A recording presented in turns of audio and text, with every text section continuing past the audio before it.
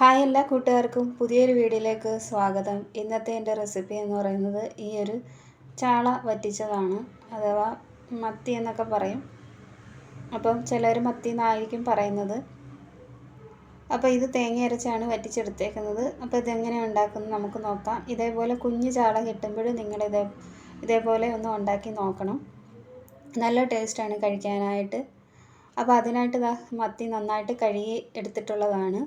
ഇനി ഇതിലേക്ക് അരപ്പ് തയ്യാറാക്കാനായിട്ട് അരമുറി തേങ്ങ എടുത്തിട്ടുണ്ട്, 1/4 ടീസ്പൂണ് ഉലുവാപ്പൊടി, 1 സ്പൂണ് മുളക് പൊടി, 1 സ്പൂണ് മല്ലിപ്പൊടി, 3 പച്ചമുളക്, 1/2 ടീസ്പൂൺ മഞ്ഞൾപ്പൊടി, പിന്നെ കുറച്ച് ചെറിയുള്ളി എടുത്തിട്ടുണ്ട്. ഇനി ഇതെല്ലാം കൂടി നമുക്കൊന്ന് അരച്ചെടുക്കണം. ഒരുപാട് അങ്ങ് അരയേണ്ട, ഒരു മീഡിയം പരുവത്തിൽ അരച്ചെടുക്കണം. പിന്നെ ഇതിലേക്ക് ചേർക്കാനായിട്ട് എടുത്തേക്കുന്നത് ഒരു തക്കാളിയുടെ പകുതിയാണ്, വലിയൊരു തക്കാളിയുടെ പകുതിയാണ് എടുത്തിട്ടുള്ളത്. 3 തണ്ട് കറിവേപ്പില എടുത്തിട്ടുണ്ട്. പിന്നെ ഒരു ചെറിയ മീഡിയം സൈസ് സവാള, കുറച്ച് ഒരു 3 കഷ്ണം കുടംപുളി എടുത്തിട്ടുണ്ട്. അപ്പോൾ നമ്മൾ കറി വെക്കാനായിട്ട് ആദ്യം തന്നെ ചട്ടി ചൂടായതിന് ശേഷം അതിലേക്ക് വെളിച്ചെണ്ണ ഒഴിച്ച് കൊടുത്തിട്ടുണ്ട്. ഇനി എണ്ണ ചൂടായി വന്നതിന് ശേഷം അതിലേക്ക് കടുക് ഇട്ട് കൊടുത്തിട്ടുണ്ട്. അപ്പോൾ കടുകൊക്കെ നന്നായിട്ടൊന്ന് പൊട്ടി വരട്ടെ.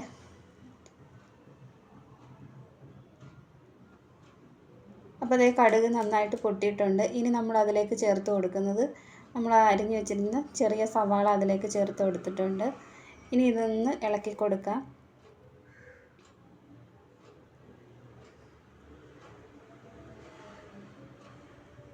ഇനി ഇതിലേക്ക് കറിവേപ്പില കൂടി ചേർത്ത് കൊടുക്കാം.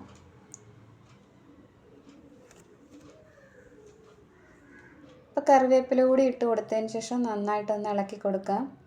ഇനി ഉള്ളി ഒന്ന് വഴണ്ട് വരട്ടെ. അപ്പോൾ ഉള്ളിയൊക്കെ വഴണ്ട് കളർ മാറിയിട്ടുണ്ട്. ഇനി നമ്മളിതിലേക്ക് തക്കാളി ചേർത്ത് കൊടുക്കുകയാണ്. ഈ തക്കാളി ഇനി നന്നായിട്ടൊന്ന് വെന്തുടഞ്ഞ് കിട്ടണം. അതിനുശേഷം നമ്മളിതിലേക്ക് നമ്മൾ അരച്ച് വെച്ചിരിക്കുന്ന അരപ്പ് ചേർത്ത് കൊടുക്കാം. അപ്പോൾ തക്കാളിയൊക്കെ നന്നായിട്ട് വെന്ത് ഉടഞ്ഞു വന്നിട്ടുണ്ട്. ഇനി നമ്മൾ അതിലേക്ക് അരപ്പ് ചേർത്ത് കൊടുക്കുകയാണ്. ഇനി ഈ അരപ്പ് ആ എണ്ണയിൽ കിടന്നൊന്ന് നന്നായിട്ടൊന്ന് വഴണ്ട് വരട്ടെ. ഇത് നന്നായിട്ടൊന്ന് ഇളക്കി കൊടുക്കാം.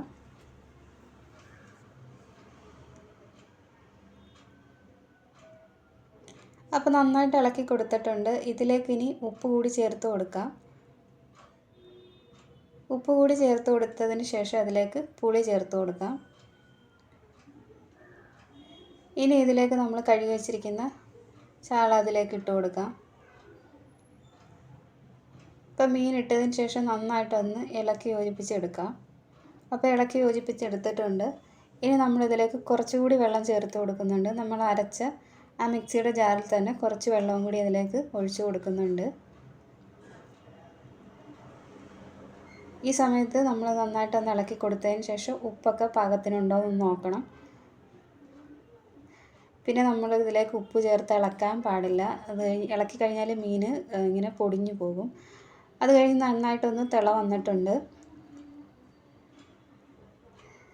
ഇനി നന്നായിട്ട് തിളച്ചതിന് ശേഷം നമുക്കിത് ഓഫ് ചെയ്യാം. അപ്പോൾ നന്നായിട്ട് തിളച്ചതിന് ശേഷം ഈ ഒരു പരുവായപ്പോഴത്തേക്ക് തീ ഓഫ് ചെയ്തിട്ടുണ്ട്.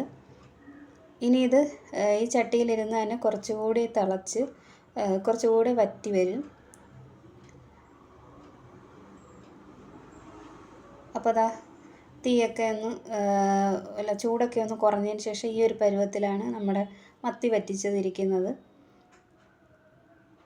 അപ്പോൾ നിങ്ങൾ ഇതേപോലെ ഉണ്ടാക്കിയിട്ടില്ലെങ്കിൽ ഉറപ്പായിട്ടും ഉണ്ടാക്കി നോക്കണം. ഇപ്പോൾ കുഞ്ഞ മത്തിയൊക്കെ അല്ലേ കിട്ടുന്നത്. അപ്പോൾ അത് ഇതേപോലെ ഉണ്ടാക്കി നല്ല ടേസ്റ്റ് ആയിരിക്കും. പിന്നെ ഇതിലേക്ക് ചേർക്കാനായിട്ട് മാങ്ങയോ അല്ലെങ്കിൽ ഇരുമ്പൻ പുളിയോ ഒക്കെ ഉണ്ടെങ്കിൽ നല്ല ടേസ്റ്റ് ആയിരിക്കും. അപ്പോൾ വീഡിയോ കണ്ട് കൂട്ടുകാർക്ക് വീഡിയോ ഇഷ്ടമായാൽ ലൈക്ക് ചെയ്യുകയും ഷെയർ ചെയ്യുകയും കമൻറ്റ് ചെയ്യുകയും ചെയ്യണം. ചാനൽ പുതുതായിട്ട് കാണുന്ന കൂട്ടുകാരുണ്ടെങ്കിൽ ചാനലൊന്ന് സബ്സ്ക്രൈബ് ചെയ്ത് സപ്പോർട്ട് ചെയ്യണം. അപ്പോൾ ഇതുവരെ എൻ്റെ വീഡിയോസൊക്കെ കണ്ട് സപ്പോർട്ട് ചെയ്ത എല്ലാ കൂട്ടുകാരോടും ഒരുപാട് നന്ദി സ്നേഹം അറിയിക്കുകയാണ്. അപ്പോൾ പുതിയൊരു വീഡിയോ ആയിട്ട് വീണ്ടും കാണാം.